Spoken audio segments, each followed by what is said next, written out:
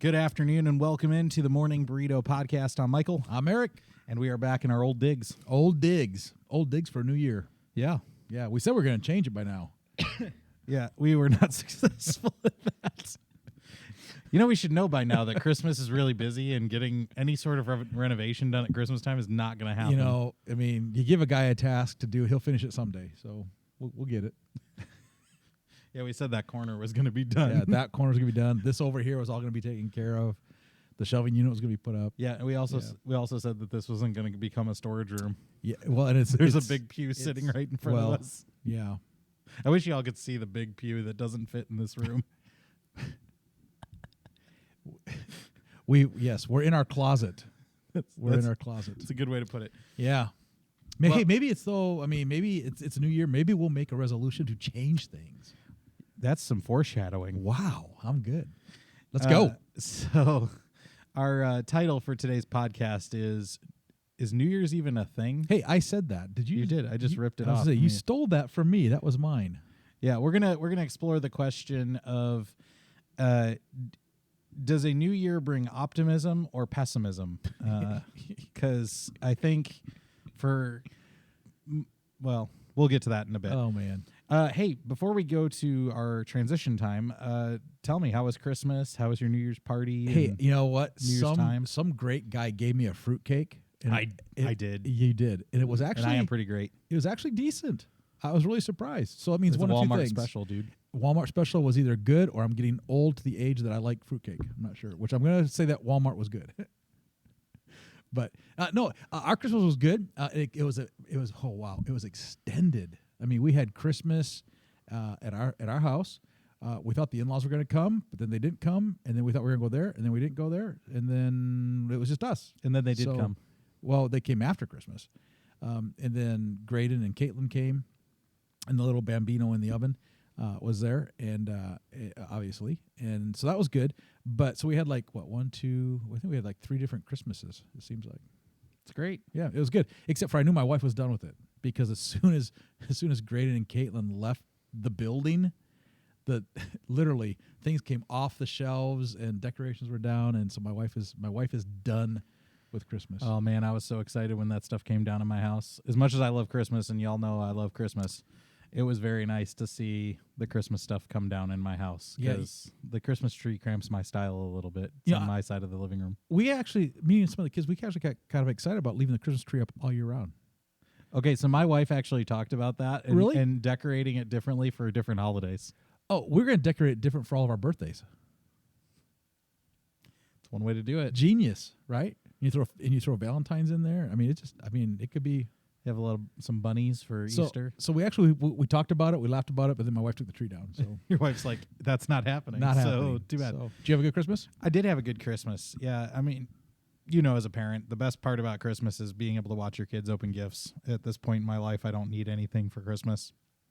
My mother-in-law and father-in-law, they actually completed my commentary set for the New Testament, which That's was really like a barrel of fun right there, dude. It's a pastor's thing, like you know. Except yours is all on your all you watching now. have no idea what that even means.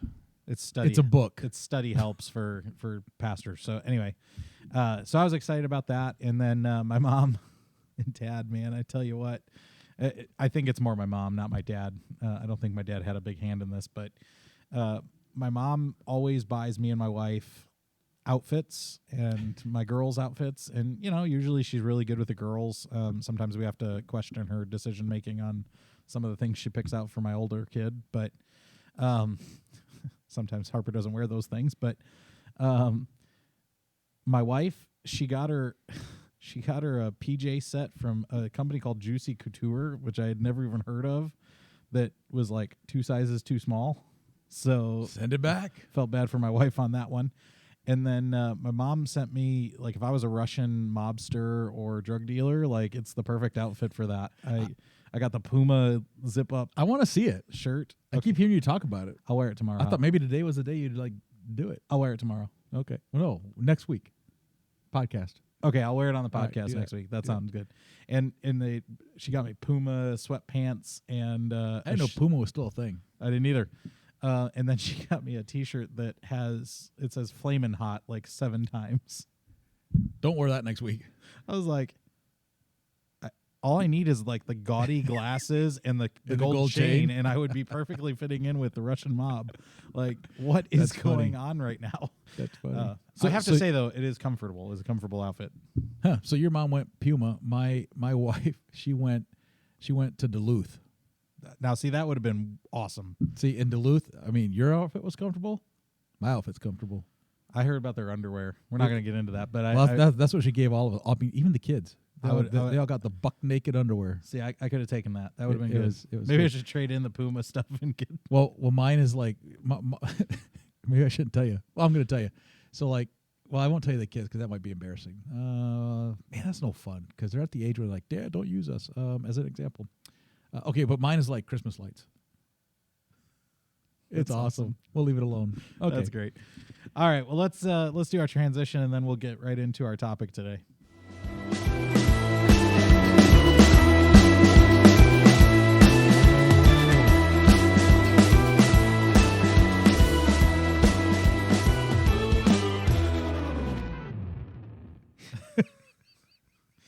It's a good thing that wasn't on the air, what you just said, because I nearly lost it on that. So, one of his children, you know who you are. Your underwear has logs on it. That's the buck naked truth. Oh my gosh! How are we supposed to have a deep show and talk about something important? It's because we're fasting this month, and I haven't had coffee for like going on 72 hours now. So I know it's water. It's horrible. No tea? No. No. All right. So we're going to get into our question for this morning and try or afternoon, whatever time it is now, I guess. I guess it is afternoon. But we're going to get into this question and I think it's really important for us to recognize that anybody who's listening, not everybody views this the same way, and there's nothing wrong with a little pessimism or a little optimism. The question is swinging one way or the other. So, question we're going to answer today is: we're going to ask it. I don't know if we're going to answer anything. Does New Year's optimism still exist, or is everything doom and gloom? Is everything, sad and bad and depressed and whatever? So we've just finished up 2022. We're at the very beginning of 2023. And, as you get older, time seems to speed up. It seems like it's not really going faster. It just feels like it's going faster when you have kids and, jobs and all of those things. I don't know about you, but like 2022 felt like a blur to me. Like there are certain things I remember from 2022 when I look back on the year, but I remember having this show last year, and it doesn't seem like it was that long ago. I mean, we're almost to 90 episodes already on the podcast. You're getting old. This is crazy. If it's gone that fast, you're old. Yeah, I guess. So let's parse this apart. Do you think that there is a difference today with the optimism, pessimism spectrum on New Year's or at the beginning of a new year than when you were younger? I don't think pessimism was even a thing when I was younger. I'm not sure the word was created yet.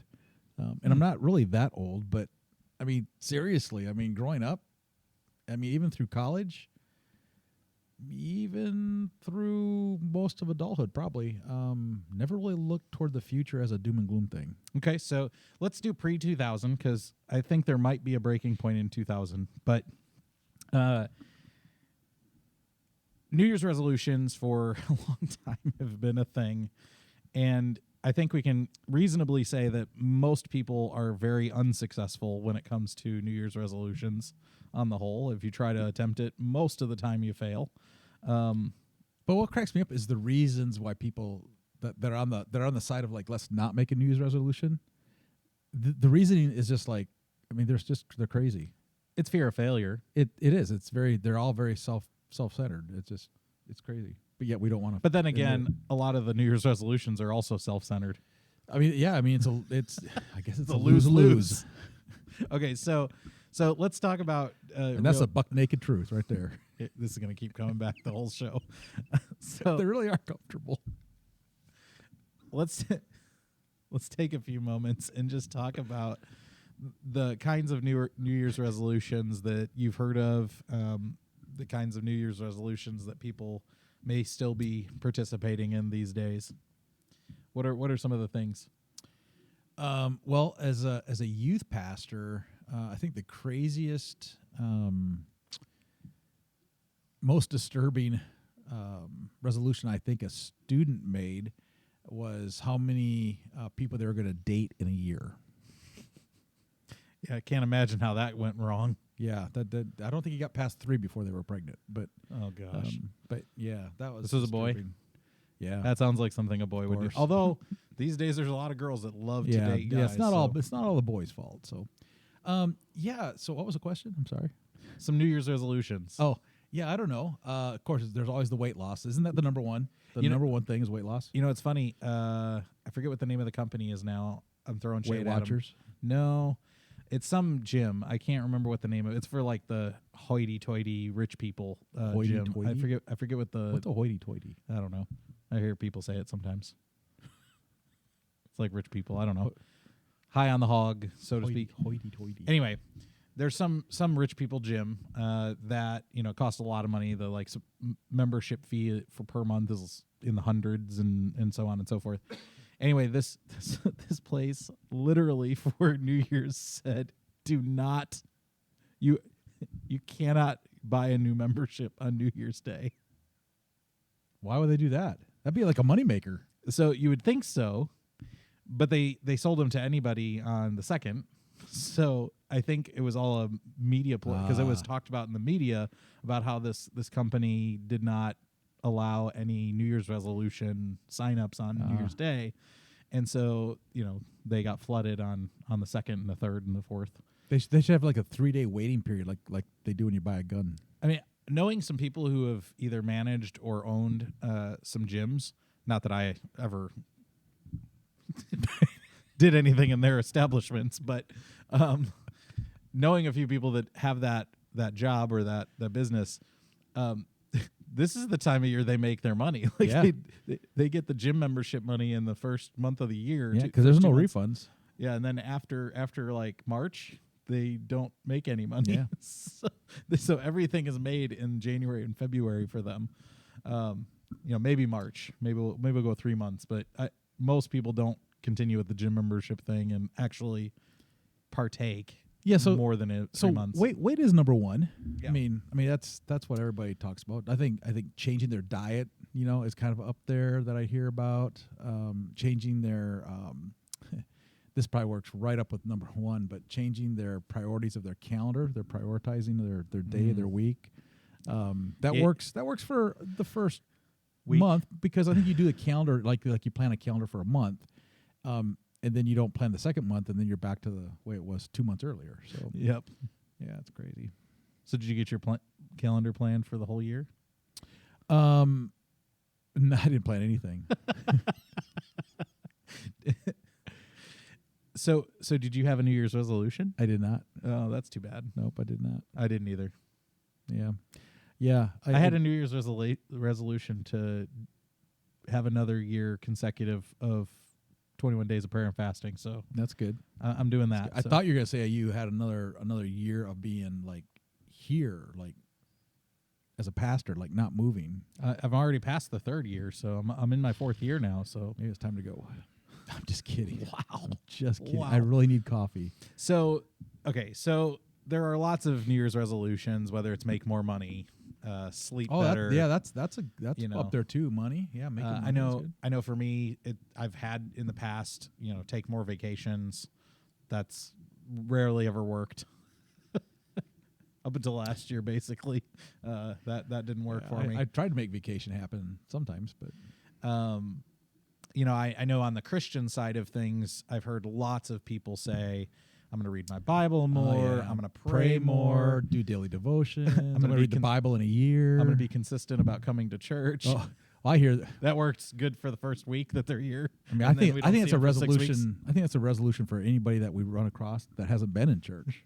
all year long. It's like, Well- oh, Pastor, I'll be there Sunday. Yeah, right, whatever. You will not. Yeah, I always love it when the people say, "I'll see you Sunday," and I haven't seen them at church in literally a year and a half plus. I'm Right. like, yeah, Right. Well- okay. Why don't you just be honest? Like, I'll see you when I see you. Yeah. So there are lots of examples that we could give over the course of 30 minutes on different resolutions, but that's really not the point of today's show. Oh, what are some of your guys' resolutions that are watching Yeah. or listening? I mean, put the dish towel down and just type something in there. Let us know what you're doing, or if you're watching, eating your burrito for lunch, let us know. Yeah, and if you listen on Spotify or Apple Podcast or something, you can go to the Facebook later and type it in. But And who knows, we might just kind of rip on you for it. I don't know, but then again, we might not. possibly, Anything written, type, text, whatever we can use. I think it is safe to say that anyone who is engaging in the New Year's resolution process, the people that aren't choosing to Yep. just abstain, oftentimes they have an optimistic view of the future. That in order to even try, Or a pessimistic view of the resolutions never work. well, I mean, if you're choosing to abstain, usually it's pessimism. I mean, there could be optimists too, but Yeah. I think if you are trying to do a New Year's resolution, if you come into the new year and you're saying, I'm going to do this, you're usually gung-ho about it. It's not usually a passive thing. It's a very active thing. Even if it doesn't end up being successful, you're optimistic about the prospect of losing weight or reading the Bible more or whatever the case is. But what I found interesting over the last, I would say, 5 to 10 years maybe, I don't hear about resolutions nearly as much. Like it has waned quite a bit to where I don't hear people even using that terminology much anymore. Well, I think I hear it in the ways of we're not doing it because we don't ever follow through with it. Which would be pessimism, right? I mean, that's a pessimistic view of the future. You're assuming the worst in yourself. Yeah, I was gonna say I don't know about the future, but yeah, the future self. Yeah, if that's what you're talking. Yeah. So would you say that overall optimism is waning as the years are rolling on for culture and for people generally? Like, is this a sign of the less that people are doing New Year's resolutions? Is it a sign that we're becoming more pessimistic as a society? I don't know if it's that or if it's just that we're fatigued in life. What is that? What do you mean by that? I mean, if we're just tired of waiting and hope, waiting for something to change, waiting for there to be an uptick in things in life that are more positive. I mean, I don't know. I think we're. So I think it's kind of both, but I think people are tired. I think we're just tired. It's like, why do this? So is this one of those pendulum type of Maybe. things? Because we're at our church right now. We're going through a series on Esther, both in our student ministry It's and a great story. Oh man, I was telling our office manager Gabrielle, who you guys know. I was telling her today, like, this story the more I dig into it, the more I enjoy reading this story. The Esther's story is just amazing, but. The people of Israel, the Jews, had every reason to be pessimistic about their future. Like, can you imagine if they Right. were doing? What would their New Year's resolution be? Right. I don't know. Not be held captive by Persia and before that Babylon. Like, I mean, they lived in captivity for hundreds of years, and then you have this woman Esther, who, beautiful girl, loses both of her parents, which is awful, right? Adopted by her cousin, who's way older than her. It's kind of like the Mary and Elizabeth age difference, probably somewhere in that vicinity. And then she's sex trafficked. Like, you can't imagine a worse situation for a young girl to be in. Like, she's lost her parents. Now she's been kidnapped to have sex with a king. Like, this is just awful. See, and that's where I think we just get tired, because I think people in because that whole story of Esther gets dark really fast, and it's Extremely dark for a really long time. But I mean, that's kind of where I think life is sometimes for us. Is like we have been trudging in things for so long that we're just kind of tired. And yeah, I think there's always a little bit of hope something's going to happen in the future that's going to change. But do we fight for it? Do we promise for it? Do we work toward it? I don't really hear people doing that really anymore. So we talk about these resolutions. Let's kind of zoom in a little bit more carefully on some of those resolutions and in this mindset that you're talking about. So if you're looking at yourself and you're saying, hey, you know, I need to lose weight, or hey, I need to, you know, read my Bible more, come to church at all, come to church once in 2023, you know, whatever the case is, how do you get yourself out of a mindset of pessimism? Like, is it, well, let me be even more basic than that. Can you be a follower of Jesus? Is it easy to be a follower of Jesus? Is it a Jesus thing to be pessimistic? Well, I think you have to maybe look back at the question of why even make a resolution in order to get up to that point. Because as I think of this, I come up with three things that I think impact us for maybe not wanting to, I don't know, change, or why we do have even a resolution. One is this: people want a second chance to improve the quality of life. We want to do that. Well, does Jesus do that? Of course. Yeah, of course. But do we work toward it? Right? Do we make...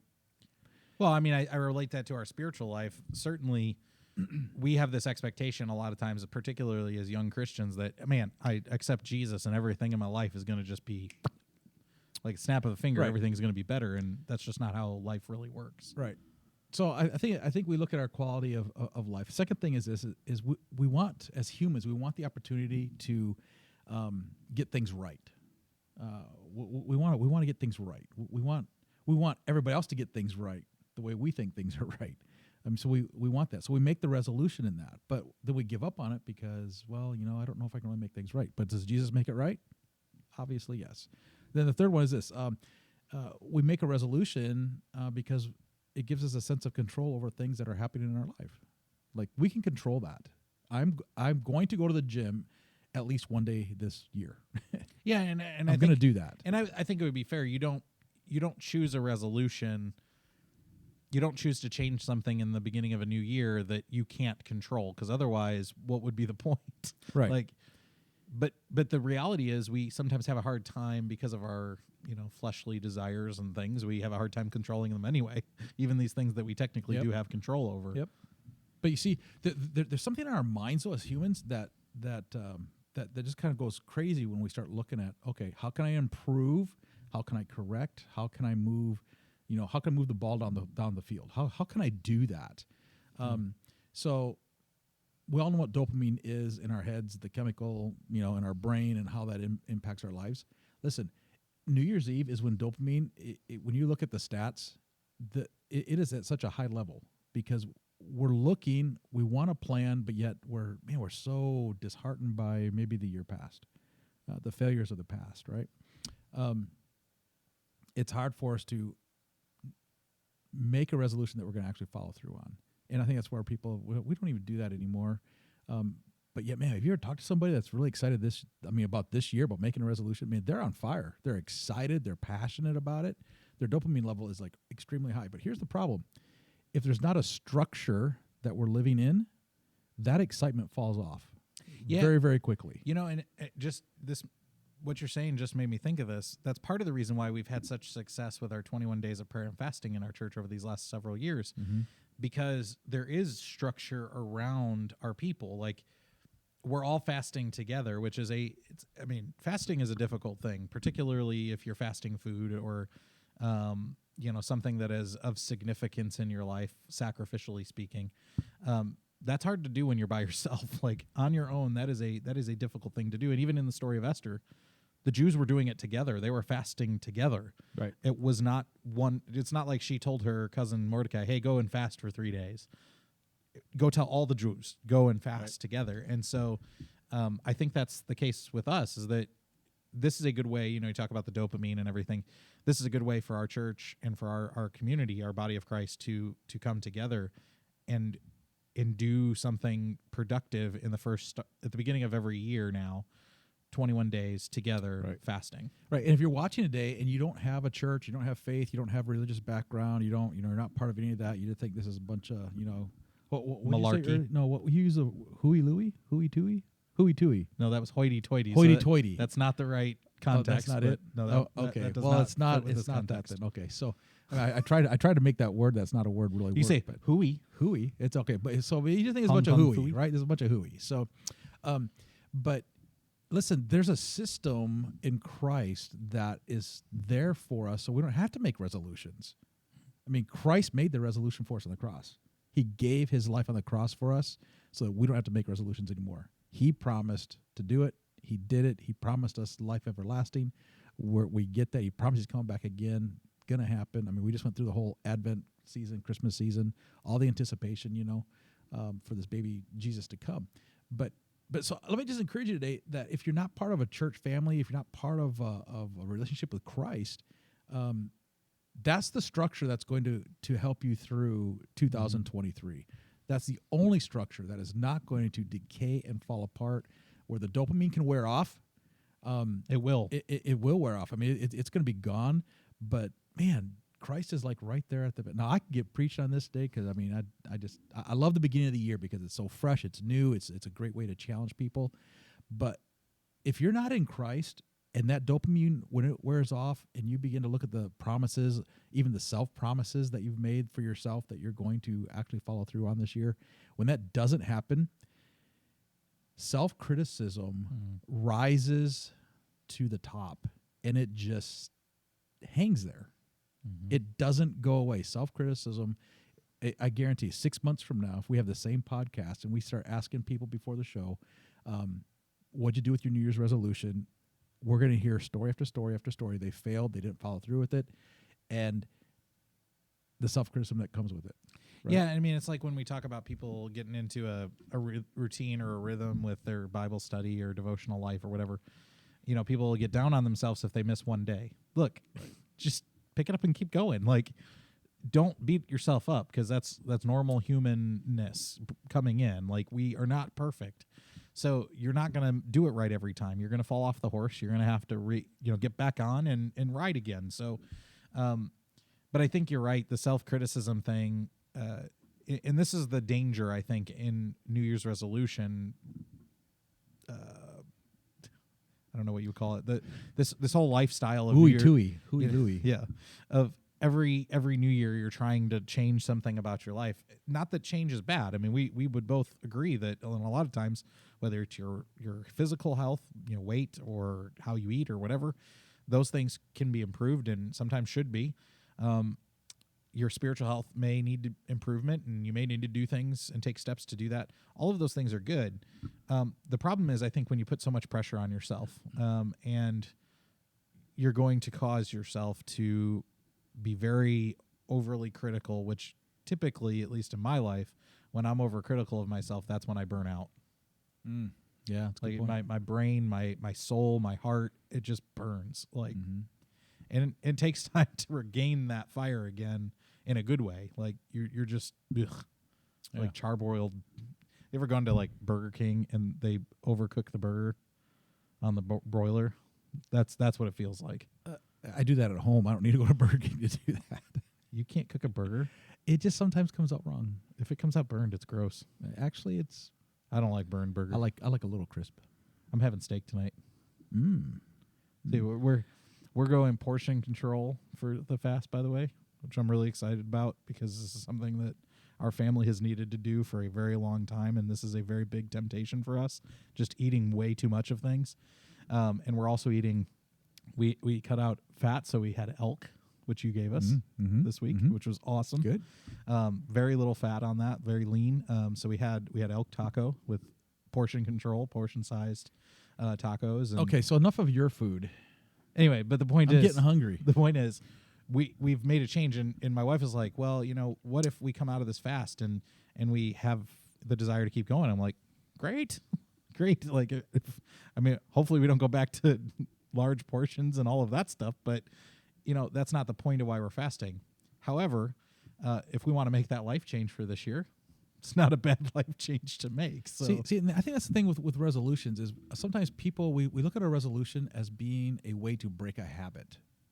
And I think there's a part of that to resolution. Sure. You want to break a habit, but that's not really what resolution's about. Resolution is about making a change, and working hard to get there. And with fasting is not about breaking a habit. Fasting is about seeking God. And you're seeking because you want to make a change, not It's not a program. It's not a 12-step program. Either one, resolutions or fasting. It's not. It's they're supposed to be transformational. And which one are you going to stick with? Honestly, would you say people, when it comes to resolution or both? I mean, resolution, say for your, whatever, weight, health, whatever, or resolution to go deeper with the Lord. Which one's more successful? Which one do people stick through with the most? I Googled it, so I have an answer. I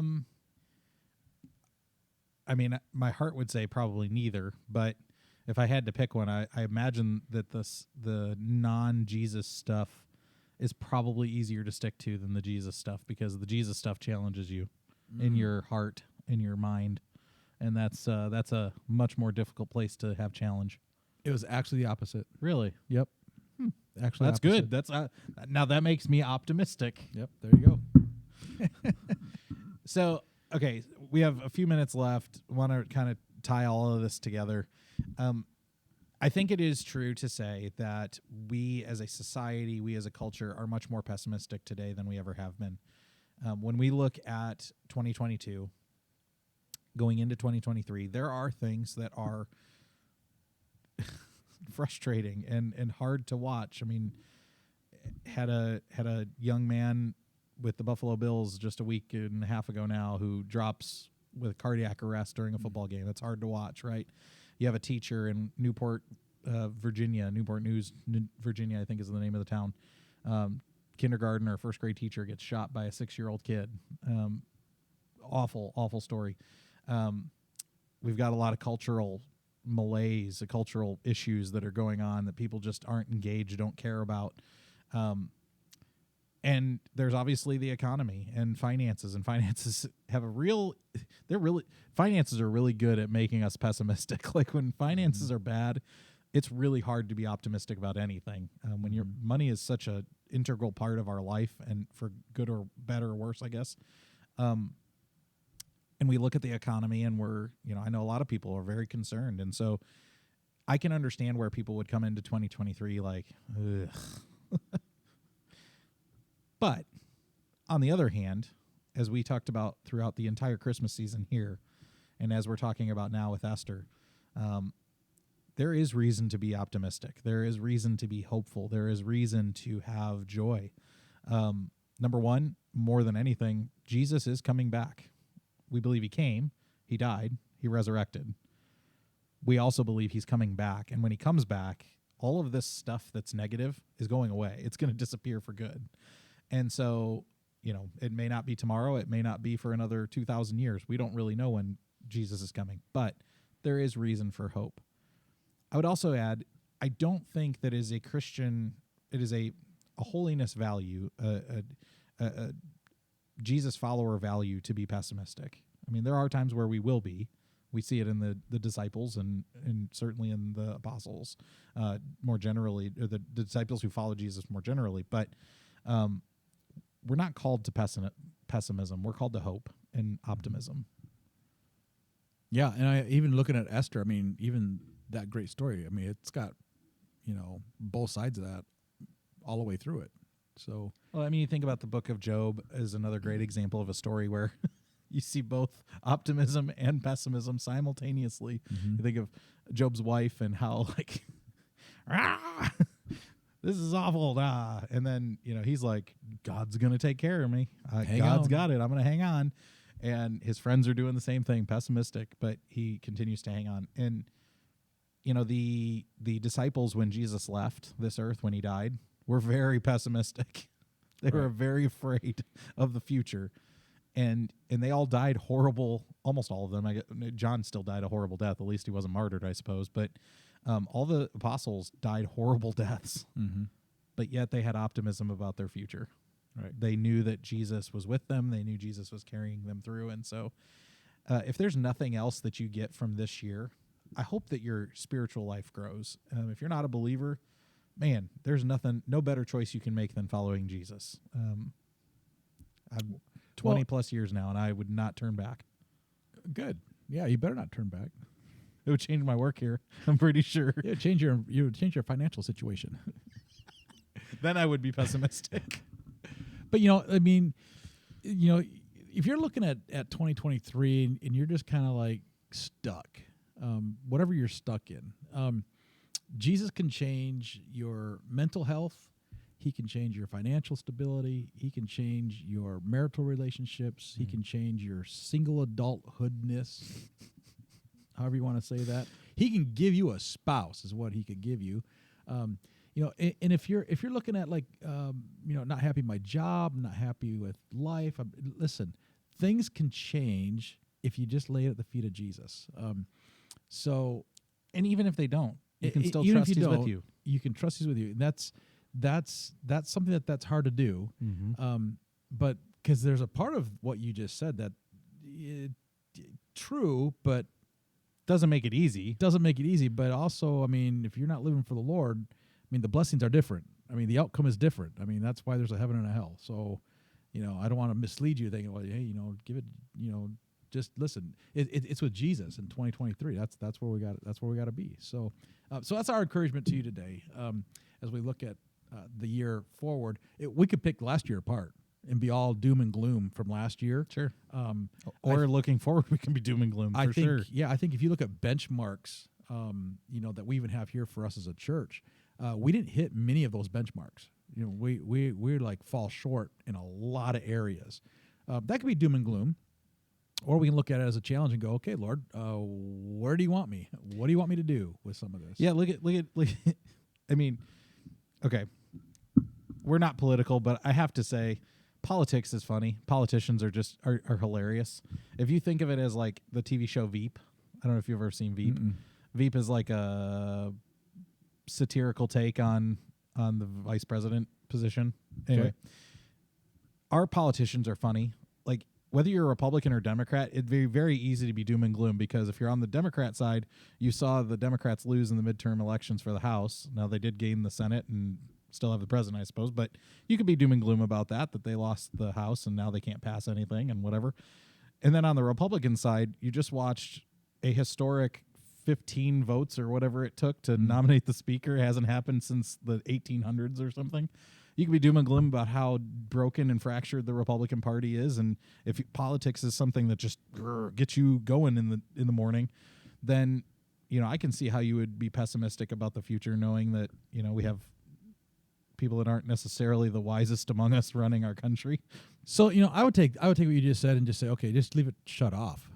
At least well, I know. I'm just saying, at least until noon. Like, go through your whole morning and see how the day is, right? Then watch it and watch how your afternoon goes, and you'll understand where you need to be. And again, look at it from the perspective of it's funny. It's not like this is humorous. And if you're a believer, particularly if you're a believer, God is in control. Like I know we say that, and it's a cliche in the church these days and whatever, but ultimately, we said this at the beginning. You can only control what you can control. Okay, you can control how close you are to Jesus because you control how close you are. He lets you control that. You can control your weight to a certain degree. I know some people can't, but for the most part, you can control your weight. You can control whether you exercise or not. Again, I know that because I'm one of those people that doesn't control it. Well, you can go a little deeper, and you can control if you give up on bitterness. You can Right. control if you give up on hatred. You can give up control on, if you got an angst against somebody, How you treat your children, how you treat your spouse. You control that. Yep. And you say, well, I got past hurts. Leave it in the past. Pick yourself up. Do like Elsa from Frozen. Let it go. Let it go. So I want to end us with this, because as we look at the goals that you have for 2023, if you don't have any goals, you don't have any structure. 223. Well, okay, 2023. If I have to say the whole thing, that's fine. You know what we're talking about. So, Just messing with you. I guess 223 is a rifle, right? 223. Yep. Yeah, 223. So anyway, listen, we haven't arrived yet. We're not there yet. There's more to do. There's more to learn. There's more to give. There's less to do. There's less of self. There's less of sin that can be in your life. You can move forward. You really can. The lunch you're eating right now may not digest very well. Change your eating habit, and something might change there. But here's Philippians chapter 3. And here at Herm Naz, this is a challenge for us. It's a challenge for me in my own prayer walk and daily walk. But it's saying here, it says, now that I have already attained or am already perfected, but I press on, that I may lay hold a hold of that for which Christ Jesus has laid for me. All right, so it's talking about the future here. Okay, I don't count myself to have apprehended, but one thing I do is I forget the things of the past, and I push on to the things of the future that Christ has for me. Run to the prizes of Christ, as at the one that Christ has for me. So I look at that and I'm like, okay, here's this guy that has been in and out of prison. He's walked the countryside. He's been made fun of. He seems to fail more than he succeeds a lot of times in the Bible. And he's saying, listen, I have not attained everything yet. I haven't achieved my 2023 goal. I haven't even set a goal. I haven't even thought about it. But what I do want to do, the most important thing I want to do, is not make a list of things to do, things to change. All I want to do is live for God and press on to the calling that God has for my life. So if you don't know what the calling for God of God is for your life, that's probably a good place for you to start, because we got to press on to the goal. You got to press on to the goal, and we can do that. God's big, and as you chase him, chase hard, chase fast, chase with your eyes wide open, and man, do not be afraid to just breathe in a little bit at the start of this year and go, the past is the past. My God has a future. Let me press in. Let me lean into that and go hard. We say this all the time, but if you don't have a church home, we'd love to have you at Hermnaz. We meet every Sunday at 10:30 a.m. If you're a student in 6th through 12th grade, we meet on Wednesday nights, 6 to 8. Again, love to have you. But if you don't live around here, find a church. If you're not a part of one, get involved. It's the greatest organization ever created, and Jesus is the only one worth following for sure. Perfect. That's great. All right, we'll see you all next week.